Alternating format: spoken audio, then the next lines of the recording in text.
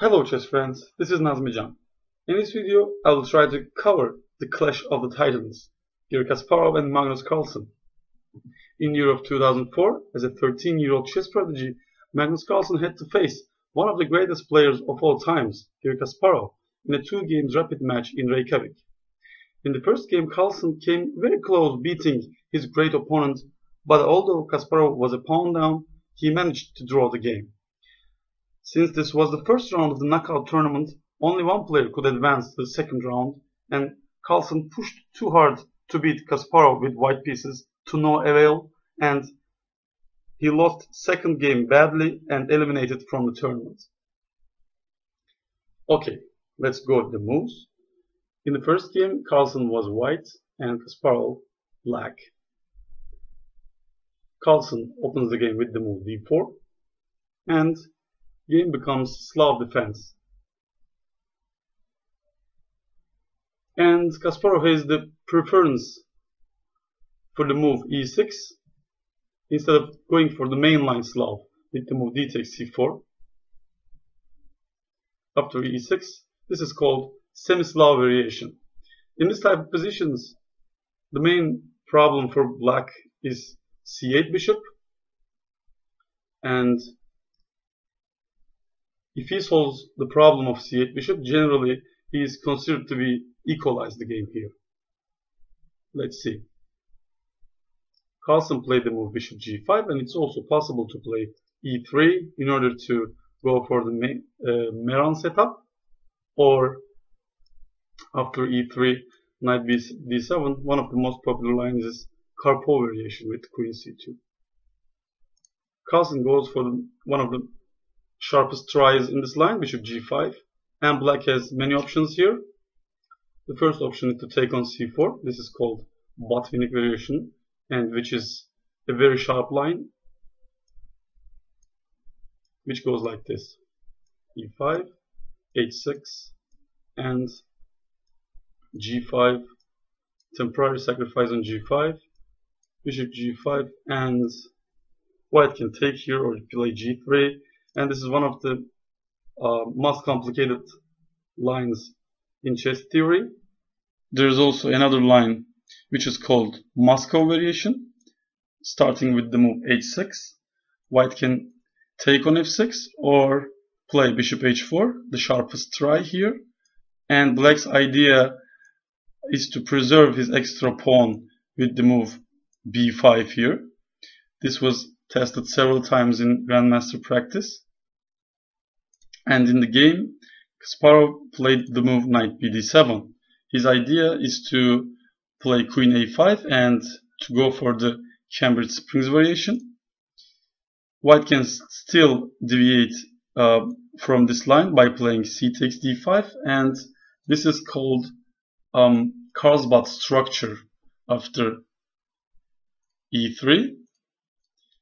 And this is a wholly different line. But in the game, Carlsen allows black to go Cambridge Springs with the move queen a5.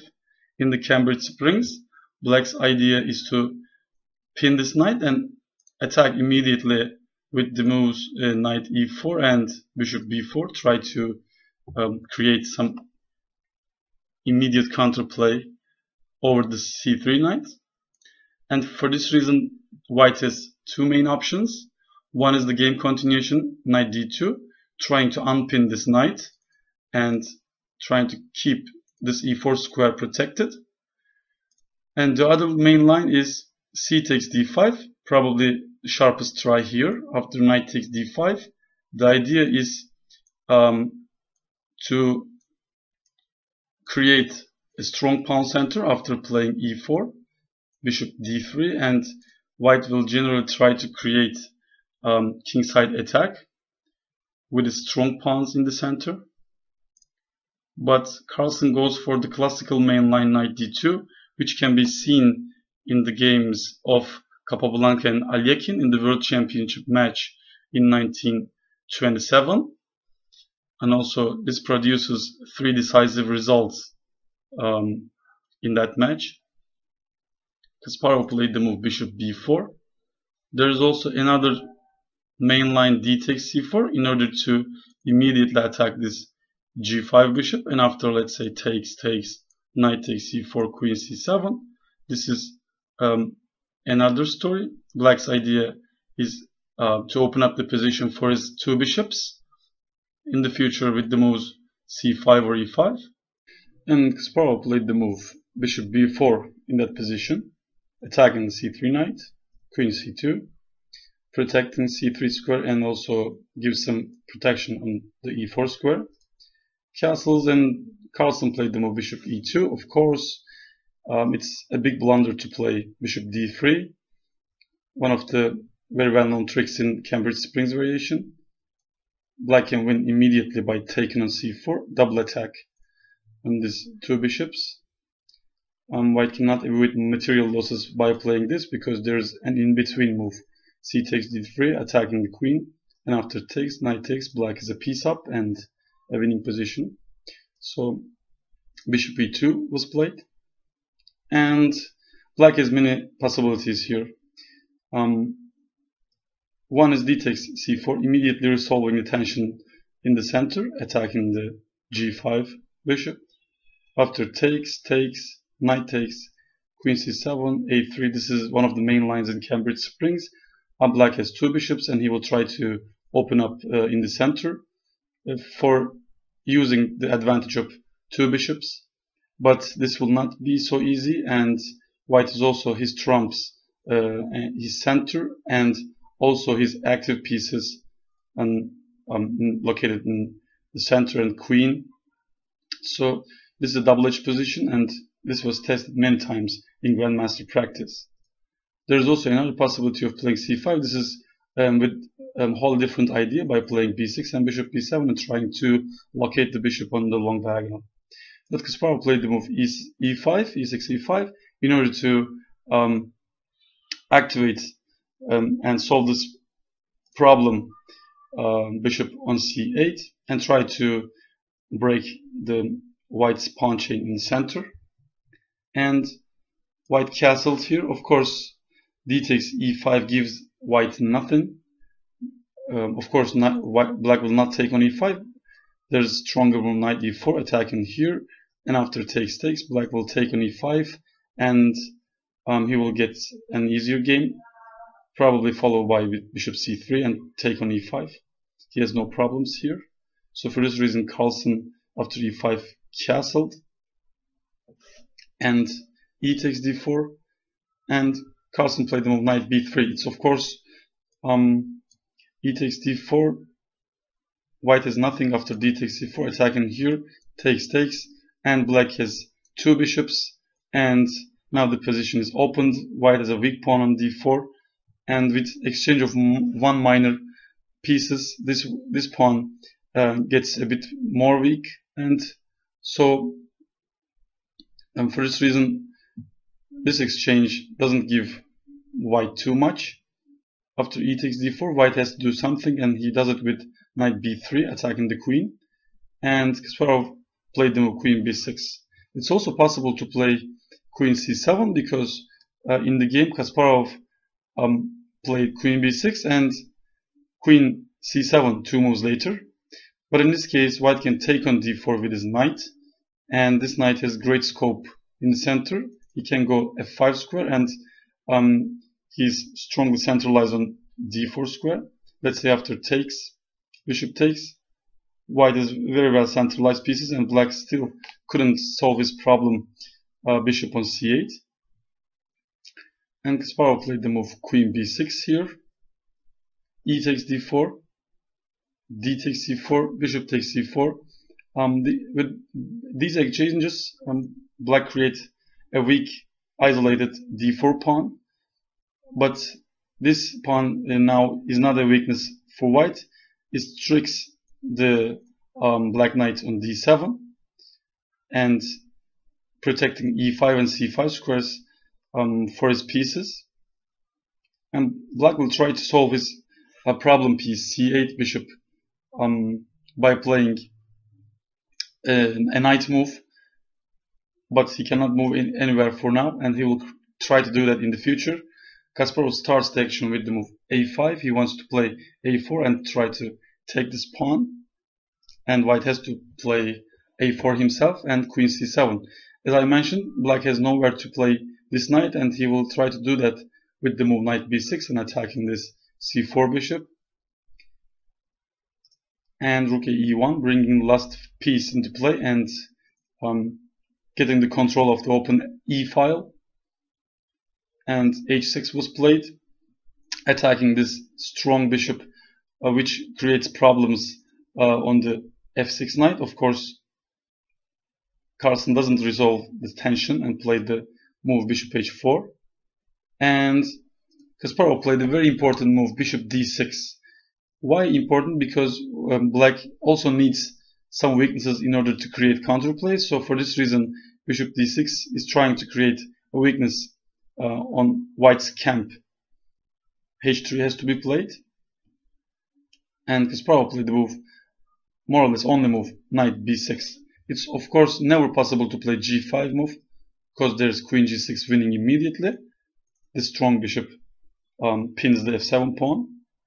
So knight b6, only logical way to give some space for this bishop, and is attacking on c4. White has to take on f6, and still black cannot take because of queen g6. He has to take on c4, and Carlsen played a very strong move here, knight e4, attacking the c4 knight and also trying to get rid of this strong bishop on d6. And for this reason, Kasparov gives a check on h2 with bishop h2. When I first look at this position, I immediately try to bishop e6 move work, but there are also some possibilities for white to create complications here. Of course, knight takes d6 is too simple to be strong. After knight takes d6, bishop e5 and bishop d5, with such a bishop, black cannot be at the verge of being worse here. I think he's about to have an equal game. So for this reason, after bishop e6, white has to do something like knight bc5. This is the computer's suggestion here, and attacking here and wants to take on c4. Black can play bishop d5 immediately, and after this probably white has knight takes d6. Queen takes d6 is impossible because of bishop e7, so knight d6 is forced. Rook e7, penetrating 7th rank, queen c8 and bishop e5, trying to attack this knight on d6 and trying to weaken its protection on b7. So probably after queen f5, only move, takes, and rook b7, it will be white who will try to win this position, but it's also another case of opposite color bishop's position. But I don't know if this is better than the game position. So for this reason, I think after bishop e6, knight bc5, black has to take on c5, and d takes c5. There's a little trick in this position.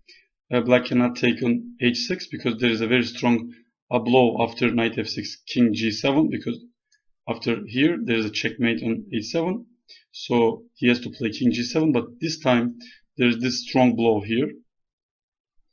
F takes e6 is not possible because there is this trick, winning the queen. So after king g7 there is rook takes e6. And when I look at this position, I will try to knight bc5, take on c5, and d takes c5. I will try to make bishop e6 idea work, and I will try to play rook fe8. And probably this position is still much better for white due to his superior forces. Still there's ideas like queen c3 or immediately b3. This knight has nowhere to go. And so for this reason, I think bishop e6 move doesn't work in this position. So probably for this reason, Kasparov played the move bishop h2, king h1, and he played the move knight d6, which is probably his idea while playing bishop h2. And there's also another game in this position, although not a higher level game, but a correspondence game, which was played b5 move, allowing white to play g3, and bishop h3. Very complicated position arises, and in this game black managed to draw the game. You might check your database to see this game, but Kasparov played the move knight d6, and after this king takes h2, a strong move, not afraid of any tricks on the diagonal. Discover attacks, knight takes e4, there is bishop e5, double attack in both pieces, so knight d6 is forced. As you see, black still couldn't manage to develop his bishop, and for this reason white shouldn't allow black to develop, so queen c5 was played, attacking the d6 knight, rook d8 is forced, and another strong blow of d5, attacking this pin pawn, and in order to create a strong location for knight d4 square, queen d7, trying to get rid of this pin, and knight d4. And this position is very hard for black to create something useful for his pieces, and so for this reason Kasparov played the move knight f5. Although c takes d5 looks normal, it's probably losing for black. After queen takes d6, of course bishop takes d6 might transpose, but there is interesting little move b6 in this position, which might complicate matters. So queen takes c6 is more exact move order, and after takes, there is a winning line here after rook e8 check, and this pin wins a piece after the move rook c1. So for this reason only move should be knight f5 in order to exchange and get some breathing space, but this leaves white with a pawn up after knight takes c6, attacking the rook. Kasparov played the move rook e8, and there's also another move like queen d5 here, and I think this shouldn't change the evaluation of the position. Let's say after the move like rook c1, white can try to fight on to win this a5 pawn and the game here, but this is another suitable possibility. And Kasparov played the move rook e8 here, and Carlsen made a nice maneuver with his rooks, rook d1, trying to play rook e1 with tempo, queen e6, and now this normal looking rook fe1 move probably is inferior to another very strong move here, which is computer suggestion, bishop c7, threatening the move rook fe1 and securing these guys, and also attacking the a5 pawn a third time with the bishop. And now black tries to do something about it, and there's this bishop b7 or bishop d7 moves, and I choose both moves because there are some funny complications after this move. There is a nice little trick here, knight d8. Black has to play queen c8 to protect his bishop, and after takes and rook d7, attacking this and protecting c7, white is probably winning. And after bishop d7, white is knight b8, trying to use the fact that after takes, there's this very strong move queen c7, forking these two guys, and white is winning here. So probably this is a moment for Carlsen to win the position by means of bishop c7.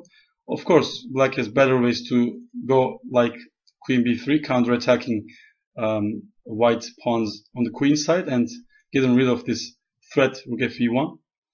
But he played rook fe1 move. Since this was a rapid game, it's hard to calculate all these nuances in this position. But after this, black has easier time to solve the problems and knight d4, knight takes d4, queen takes d4. Now there arises opposite colored bishop position, and this favors the attacker. And for this reason, if white wants to win, he shouldn't exchange the queens, but after queen g6, he saw no moves but queen g4. Maybe there is f3 move, but it's hard to attack the black king with this opposite color bishop situation because it's very well protected and there are many open files in the center. So for this reason, Carlsen decided to exchange queens, and after takes bishop c6, and after some more moves, game soon drawn. Bishop c3 exchanges. Every exchanges eases black's task. Bishop d5 attacking, rook b1 centralizing the kings. Both sides, rook b8, b4 only move. Takes, bishop c4, and this bishop is about to block this a pawn, and now there's a strong pin on the b file. So after some more moves, although white can move his rook, the game is still drawn because now black gets some counterplay after rook b2, and he has ideas of putting the rook on the behind of the passed pawn, because this is the rule. You should place your rooks behind the passed pawn in order to stop them. Tarrasch rule. King g3 and rook a2, bishop b6, and now after this point, white cannot make progress because there is always this bishop f1 stuff to attack this pawn, and if white activates his rook, then there is bishop f1 move, and after this, let's say the game soon drawn here, the game drawn ended here, but if bishop f2, there is rook takes a5, and it's completely drawn position. A very fascinating game, a very nice game for Magnus Carlsen. As a 13-year-old chess prodigy, he managed to draw against Kasparov with a very nice complicated game. He was even better in most of the game, but he couldn't manage to beat his legendary world champion opponent. A very nice game, and thank you for watching. See you in the next videos.